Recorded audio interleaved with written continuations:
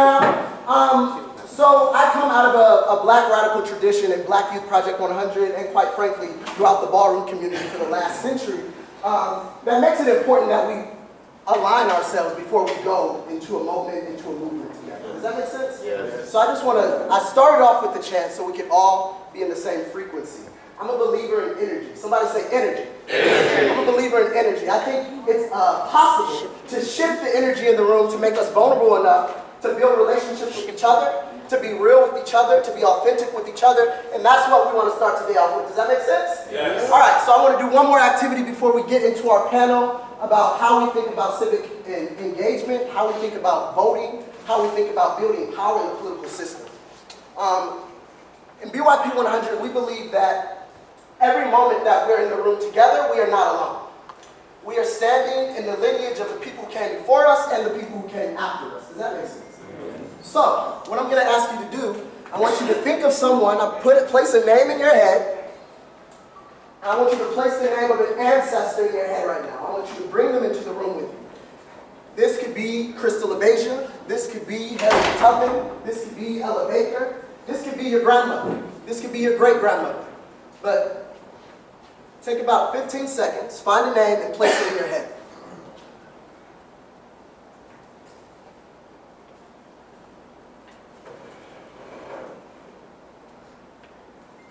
So now I'm going to teach you a chant gifted to us by the New Orleans chapter of Black Youth Project 100.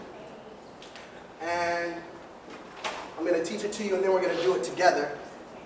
We're going to do it a few times together very loudly. I'm going to get y'all into it. Then I want you to lower your voices and call out the name of the ancestor you have in your head. Okay? This is a practice of understanding that when we're in the room together, we're not alone. We are marching. We are working, we are moving with the people who came before us and the lineage that will come after us. So I want us to walk intentionally. This is about intentions. I want us to walk intentionally in that tradition today. All right, here's the chant. It goes like this. It's simple. Ancestors watching, I know. They're watching. Ancestors watching, I know. I know. Ancestors watching, I know. They're watching. Ancestors watching, I know. I know. So try with me. 1, 2, 3, and ancestors watching, I know. They're watching. Ancestors watching, I know. I know. Ancestors watching, I know. They're watching. Ancestors watching, I know. Keep that going. Ancestors watching, I know. They're watching. Ancestors watching, I know. I know. Ancestors watching, I know. They're watching. Ancestors watching. Lower that and keep it going. Lower it a little bit. Ancestors watching, I know. They're watching. Ancestors watching, I know. I want you to begin to call out the names of the ancestors that came before us. I want to bring them in the room with us. Call them out loud so people can hear them. Dr. Carter. Couple of Asia. Laura.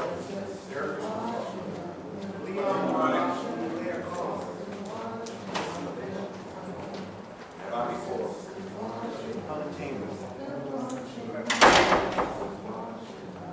Thurgood Marshall. A few more. Don't forget your grandparents. Gladys likes cold. Rose Cotton.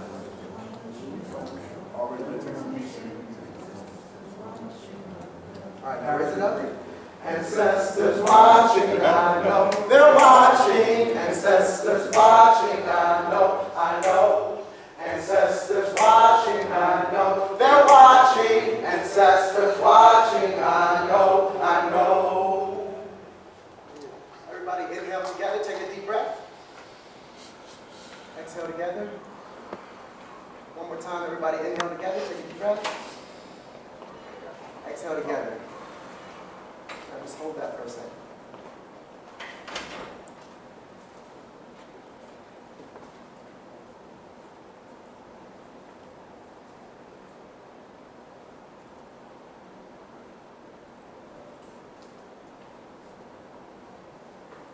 So my question to you now, I started this off with saying I believe in energy. I believe in shifting energy and shifting spaces so we can all be in the same vein, in the same time to do this work together. We're trying to save a generation. These are crazy political times right now. So my question to you is, when you first sat down, what shifted between how you felt then and how you feel now? Just one word answers in a shift in feeling. How do you feel now? Peace. I heard peace, Stillness. calm, lifted, surrender. Wow. Any other feelings? Focused. Focus, Connected. connected, Inspired. inspired, strength. That is the energy that we're going to try to conjure up starting now, but also moving through the rest of the day, through the rest of this weekend, and through the rest of this movement work that we're doing together. This year in House Lives Matter is so special because this is not about just coming together and struggling and debriefing. It's about going back home to our regions and making sure the plans we created yesterday are actually put into action. Does that make sense? All right. I'm going to stop talking so much now and introduce the panel. Can we clap it up for the panel, please? Okay, my name is Jonathan Likes Garcon. I won't go too much into detail about myself, but I'll be facilitating this panel about how we created the Slave the Vote and cultivated the Slave the Vote campaign within the Ballroom community. There are various aspects to the presenters we have here and where they stepped in on the campaign. So we have the origin story, we have the partnership with a Black radical political organization, and then we have the storytelling version of the Slave the Vote campaign and the importance of what it means to lift up our stories, own our stories, and share our stories with the world. So on that note, I'm going to can we just go down? Each of you please introduce yourselves, tell folks who you are, and I think I have a more specific question. Tell us what you're fighting for. And let's start with Katrina. Good morning, everyone. My name is Katrina. I'm going to start by thanking you for welcoming me into this sacred space.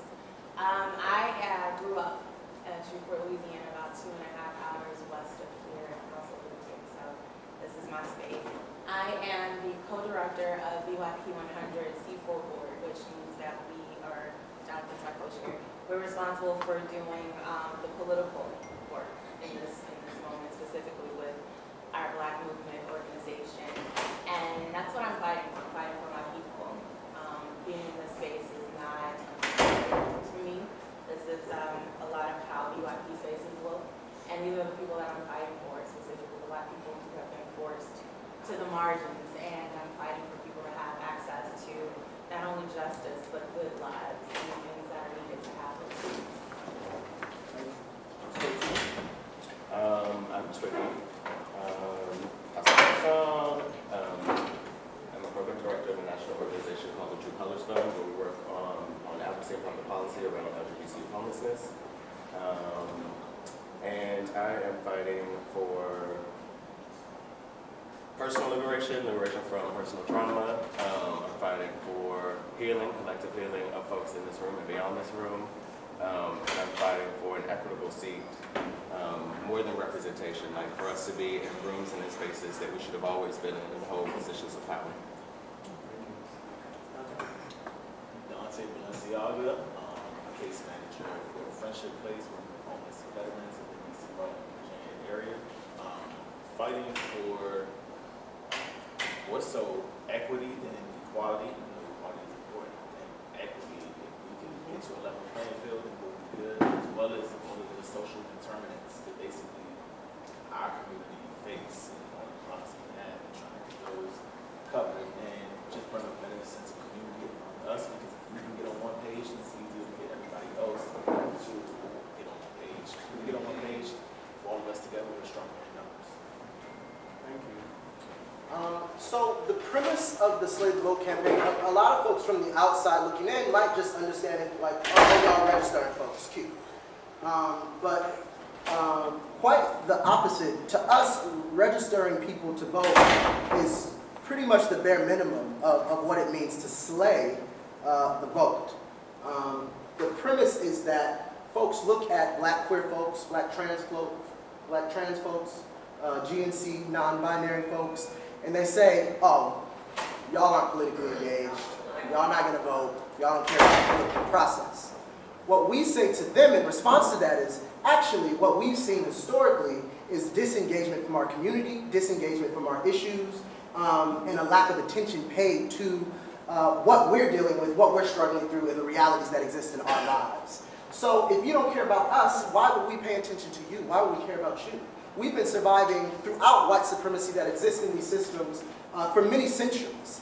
So our premise is to say, in the Slay the Vote campaign, yes, we will participate in a traditional form of making sure we're registered to vote and making sure that we have power at the polls. But far more important for us in this campaign is making sure that our voices are heard, is making sure that we understand, well, what are the issues in the ballroom community that impact our lives the most? So we'll talk about how we have been lifting up the different voices and going to different balls throughout this year and last year to construct an analysis on, well, what do we want? What are the issues we care about? But before we go there, I want to move to Dante to kind of talk about the origin story of the Slay the Vote campaign and the houses that it came out of. Because my understanding is that it was a multiple house effort.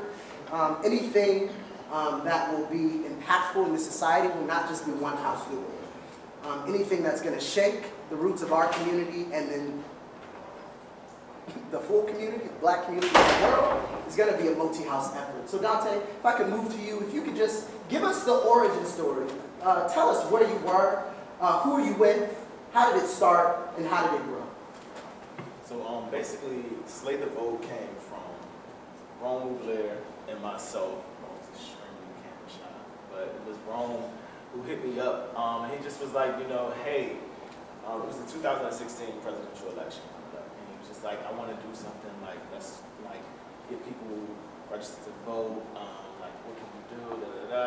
And so I'm like, okay, cool, let's work on something. I was like, well, let's come up with like a campaign name. So we thought, and we were like, we need something catchy, we need something that will get people excited.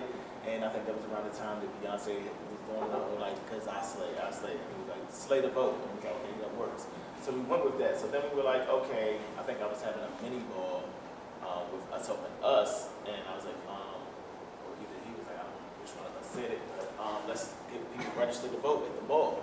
So we was like, okay, cool. So we started working on that. We were like, okay, well, we want to offer to pick up people and take them to the polls on voting day. So then we put that into place where we could take people to actually get them, not registered, but take them to actually vote. From there, we created a group and we started like just basically informing people about different stuff about the up-and-coming presidential election. Then we reached out to popular opinion leaders, which are like people in the community who have high influence, a big influence on people and get people in line. We had people like Amaya Scott, Mariah Balenciaga, who had like huge like social media followings and got them like on board, and they helped like we created a little picture, a little logo, and we pushed it that way to get more people informed and get more people to get out there and actually vote. And honestly, it was my first time like ever like being so involved in politics because of that election, honestly. I appreciate that. So yeah, I want to move to you because you weren't a creator, but you were still adjacent to Slay the Vote in the beginning. And then I know we put together a ball in St. Paul and then the Slay the Vote ball. But can you just talk about what was your perception of kind of the origins of Slay the Vote, and why did you want to be a part of it? How did you see yourself in it? I just thought it was fucking brilliant. I mean, the hashtag is brilliant. The fact that there were so many people involved was brilliant. The fact that Ballroom created this thing for itself to be more politically engaged was brilliant. And I wanted to figure out how to support and how to like expand the idea. And this is like me tagging on and like joining them and like being part of it then. But I'm like, I find that so many people in my personal life only vote during the presidential election. And then they don't vote in city elections, they don't vote in state elections, they don't vote for Congress people, none of that. And so how do we use this same hashtag, the same campaign to get people involved at every level of civic engagement, not just the presidential election, not just the midterms, and how do we also get folks in the community to run for office? Absolutely. So Katrina, along this line of the creation of the Slay the Vote campaign and the involvement and kind of the growth in social media of the Slay the Vote campaign, there was a partnership built between Keeping Ballroom Community Live Network, between the House of Garcon CDG Pro, and Black Youth Project 100. And there was a reason, because BYP 100 was doing this type of political work with young black folks through a black queer feminist lens. So one, I just want you to talk about a little bit about BYP 100's frame to doing this type of work, issue-based campaigns, etc., etc. BYP 100 is a national organization that's headquartered in Chicago, but we have chapters all over the country in New York, DC, Milwaukee, Detroit, Chicago, New Orleans, Jackson, Durham. Yes, thank you. And so one of the things that Jonathan mentioned is that we do work specifically from a black queer feminist lens. What we are very clear on is that none of us are free unless all of us are free. And so we fight for all black people. And that shows up in all different ways. So sometimes that means that people are ready to work with us, and that means we're also meeting people where they are. And so to think about like partnerships and the work that we're doing, we're doing something new, and that's specifically the board. There's not a lot of movement space where people are doing political work. And one of the things that I've been focused on specifically for the last 2 years is that we're talking about these things that we want to change in society and what we want the world to look like for black people. And my position has been that we need to think about how to actually make these things happen, and that it is necessary to include legislation, policy, and elections in that. And that we understand, in addition to the things that Jonathan mentioned, disenfranchisement is a huge component of why black people aren't necessarily, don't make voting a priority across the board. When you think about survival and things that we need to do to be okay, voting is not on the list. I think that we do it chronically a lot of times if that's what you were raised to do, specifically if it is, you know, so many people died so that you could be able to vote, but not looking at it as a piece of the puzzle in our survival. And so that's something that I'm being intentional about doing and talking to people to understand what's important to them and making the connection between elections, policy, and legislation, and focusing on how it impacts your day-to-day lives. Because as Twiggy mentioned, people are really excited to vote on the presidential elections. The pushback has always been, we register people, specifically black people, to vote every year, tell them it doesn't matter if you have to wait in or online, depending on what part of the country you're from,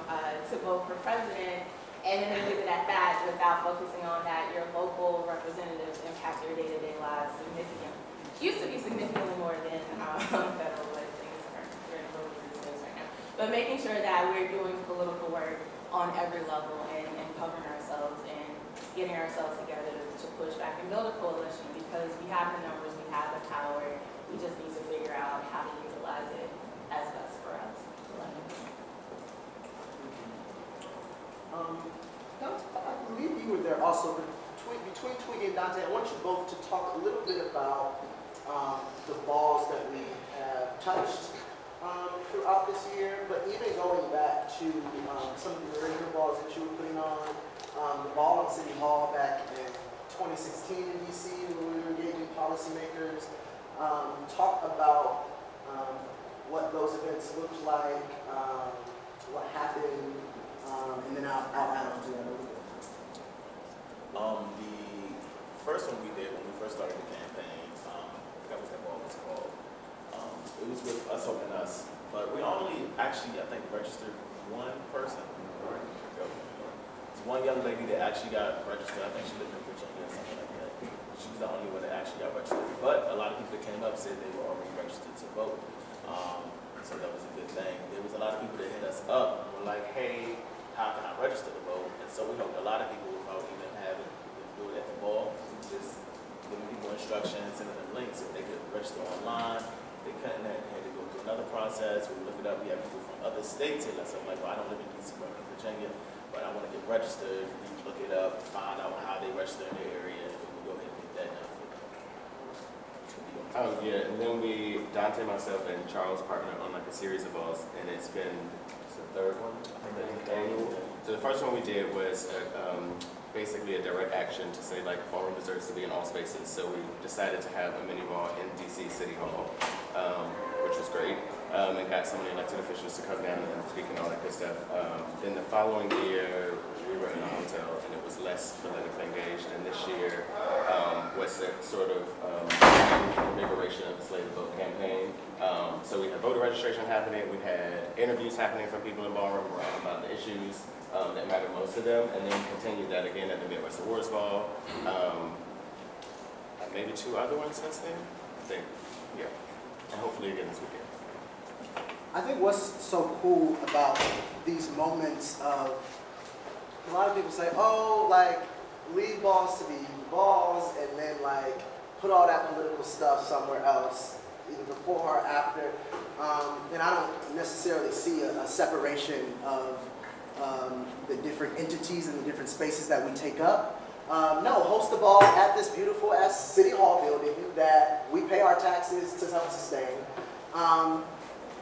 These politicians that so-called say they're representing us, bring them down to the ball and let them talk to us and let us talk to them.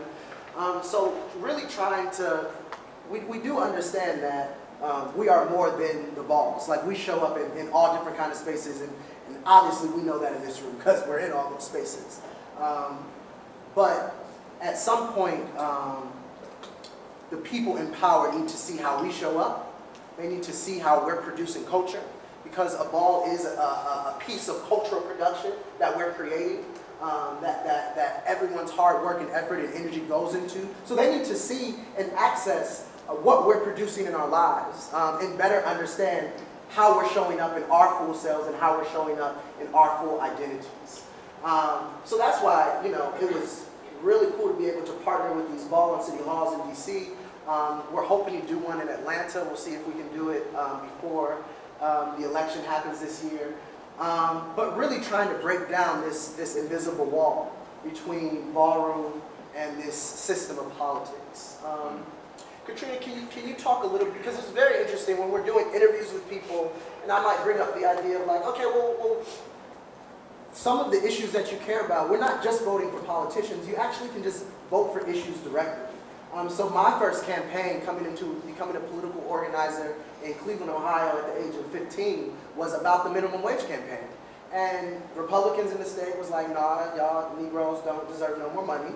And we were like, we think we do. It was at the federal minimum, which was $5.15 at that time. So we collected a bunch of signatures and said, okay, we can just vote to raise the minimum wage in our state. And a lot of people just don't understand this idea of thinking beyond candidates when it comes to getting our issues, getting wins on the issues we care about. So I would say, I would be involved like, you know, we could, you know, they keep criminalizing us for marijuana. Do you smoke? Like, do you realize I smoke? I smoke too. Do you want to legalize marijuana depending on where we are? They'd be like, yeah, how do we do that? Well, we could actually put issues like that on the ballot. So Katrina, can you just go more in depth? Katrina is our political in BYP 100. She's our expert when it comes to breaking down kind of what it means to navigate these political systems where trillions of dollars is going from one white hand to the other and not trickling down to our communities. So one, can you just talk a little bit more, Katrina, about issue-based campaigns and what is the process of getting things on the ballot? And if you could just talk a little bit about the finances of, because at the end of the day, this is a nonpartisan campaign. We understand that both Republicans and Democrats and everyone in between has marginalized our people. So we need something far beyond what exists today. So can you just go into a little bit more detail about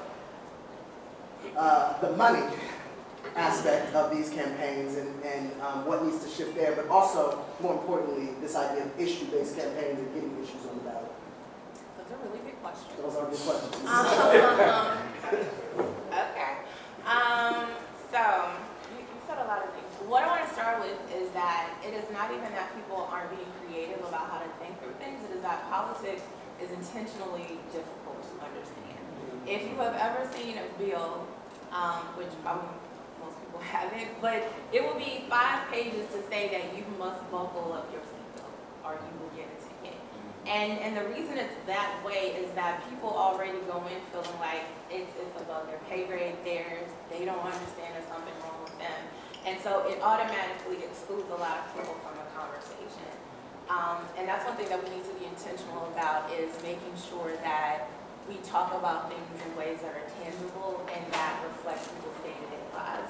And so that people don't feel that they're not invested or smart or educated enough to be involved in politics, because that's not what it is at all.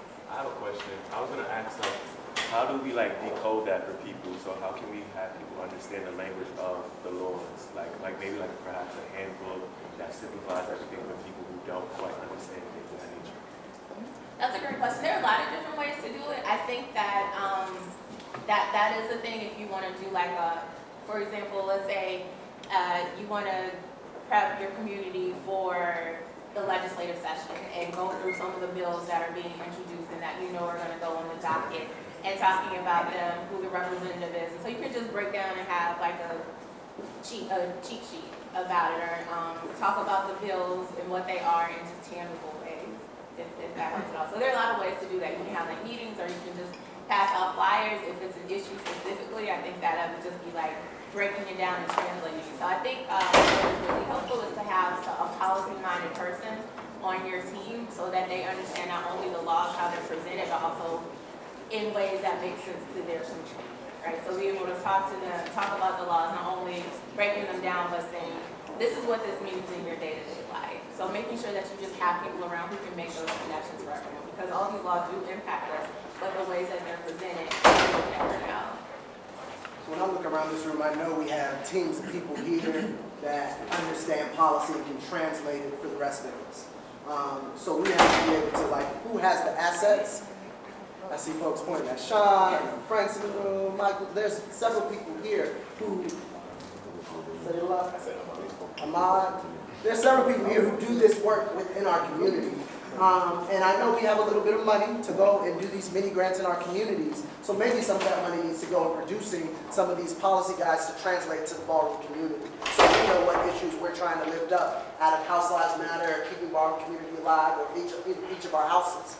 A lot of times it's also locally based. These aren't really, federal policy is gridlocked in many ways, and most of the policy that's impacting our day-to-day lives is happening on local and state levels. So we do need to, thank you for that question, and we do need to have follow-up conversations on that. Katrina, were you going to add anything else? So one thing about money, Citizen United makes it really difficult for what we're trying to do, because that basically gives corporations unchecked access to making political donations. And so money is important in races, but also more than that is people. And so I think if we can garner our communities and get people invested, that shows up, right? So one of the things people love to talk about Obama's first election is that it was a grassroots campaign, and that he got most of his contributions were from small-time donors, because a lot of times when we think about political donors, we think about the big money. And so the thing is that you will be going against corporations, but don't be deterred by that, because what you have that they don't is community and commitment to your lives, right? The things that you need to be okay, and the love that you all have for each other. And so there's a way to do that without without worrying about money, but also there are organizations out here that have money that are there to support you. And again, I think one of the things is just to have a team, right? Have a political team, have a fundraiser. So have people who are designated to do the work. As Jonathan mentioned, we all do other things, and so bringing our expertise and our experience and our networks into the work that we're trying to do politically, and have people just focus on those certain things. So if you have a fundraiser to tap into, people in your city or your state that have resources to support what's going on, also grants and things like that. And I think that I can commit to like drafting some type of sheet just to like type up resources, so you all can at least have a starting point with that. So we have about 10-ish, 15 more minutes left, and I definitely want to get more questions from folks, but the last question to this panel is kind of a look ahead. We're right at the edge of a midterm election coming up, and then there's a 2020 presidential election. Obviously, we're breaking the cycle of election season. Elections are happening all the time in our communities. There's an election in Chicago in February that we're following a black queer woman right now who's running there. So they're happening all the time. But my question to you all is, how can Ballroom impact the 2018 election? That's one question you can answer. Or, if you want to think a little bit more broader, how can Ballroom impact the 2020 election? And whoever wants to start, can start. Then after this question, just think if y'all have things y'all want to ask, we just want to use the rest of the time to have a small conversation before we close. And we'll close with the chant. Yes, ma'am. So, a couple, now this is not a question. A suggestion, though, is that I don't want you to think that you're close, because I'm going to place y'all, as y'all get off the hand, and put Frank and them up there here, so this can be conversation. Okay, oh, fantastic. Cool. 2018 Ballroom impact, or 2020 Ballroom impact? Well, I mean, I think it's a multitude of ways in which, and I think we just discussed quite a few of them. One is just getting people registered to vote. One is creating a resource where people understand the legislation that's going to be there and having those conversations. A lot of us are in order, like them gossip groups and everything else, start talking about this type of stuff in there too, among each other in our houses, start informing people about what's going on, get them involved. Continue to do what we're doing, going to balls, like, and having stuff going on there, talk about stuff there, like you said, as far as like bringing up things that we want put on the ballot to be issues to be talked about, doing that. I think a lot of the solutions or plans that need to be happening for Ballroom we just discussed. Honestly, it's just putting them into action. We talk about a lot of things a lot of times, but then as far as it goes, once we leave this room, that's kind of where it ends. So it's more so just being accountable for each other and making sure that we actually make this happen. For the 2018 election, my suggestion, or something to put into the room is around self-education around issues on the ballot where you live. So because the midterms are so soon, there's still enough time for folks to figure out like exactly not only who are we voting for, like as far as Congress is concerned, but what are the issues that we can vote about that are coming up. And for 2020 is to say more than voting, like again, there are people who are considering or are actually running in the ballroom scene. And so I would say for the 2020 election, not just the presidential election, but all the elections that will lead to the 2020 election, find out who those people are and find out ways to support them. Say it, but they're I'm going to contradict myself and say that it's not my space to tell you what you should do, but then I'm going to follow up and say what you should do. But I think one of the things is that we have to be intentional about not waiting every 2 years and not waiting every 4 years. So I think we've all mentioned the importance of local elections and that it does not stop. And that's one thing. And also, what's really important for all of us to remember is that as shitty as, excuse me, can I say that? Yeah. Okay, right. As shitty as things feel right now, because it's all terrible, that it's not necessarily a loss of cause. Like, we don't lose until we give up. And so it is important to remind ourselves and remind each other what we have together, what we have been able to survive with just our community and limited resources, that having each other is an invaluable resource and we're not losing that. And so we need to remember that, and that we do have a fight in us, and that if we give up, things get worse, but that we can make a difference, we can make things better. And so that's my biggest takeaway, and everybody else is really how to do the other stuff. Keep the faith. Something I forgot to mention, I did bring it up yesterday morning, but I want, my sister Tweety to talk about it a little bit more from her analysis. But Tweety and I right now are co-producing a film that's capturing some of the slave vote campaign, but that's also doing a few other things. So can you just talk about that before we open it up and move to our next section? Yeah, so as a part of the expansion of the campaign itself, we will create a series of short sort of civic engagement educational pieces. So like, how do you run for office? How do you get an issue on the ballot? How do you, that sort of thing. Larger than that, there will be a series of shorts about different aspects of the political process. So one will be about slave the vote. One is about this person, Maria, who's running for alderman in Chicago, black lesbian woman. Another is about an indigenous person running for tribal office in the Pacific Northwest. And all of these will come together as a large film years down the line called Beyond November. Thank you. Y'all clap it up for that.